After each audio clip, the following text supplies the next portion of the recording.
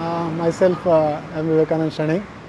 I started my journey from Taligaon, Goa on 9th of January towards Prayagraj, covering Kolhapur, Pandharpur, Tulzapur, and staying as in a lot of places because of the fog condition. I could not ride in the evenings, and I start morning very late in the rides.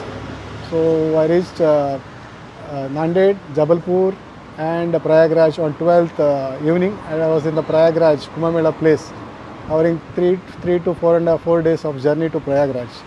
3 days I was there in the Prayagraj Mela only, 12th, 13th and 14th. 14th morning I had the holy dip at the Sangam, and 15th morning I reached Ayodhya to 16th to Varanasi, and 20th I was back to Goa, covering 4,000 kilometers on about 12 days and covering a lot of places on my holy ride to Mahakumbh Mela 2025 to Prayagraj. Which bike it is?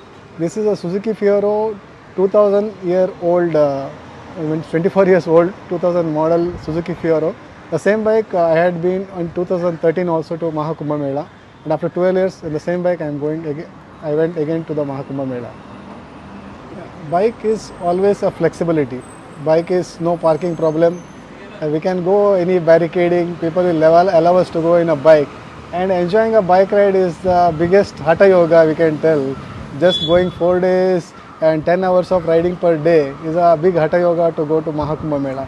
Biking is always balancing every second. You have concentration on the road and enjoy the ride and feel the breeze and enjoy the ride for the holy ride to the Mahakumbh Mela. Alone you have went there? Alone ride. It's a solo ride.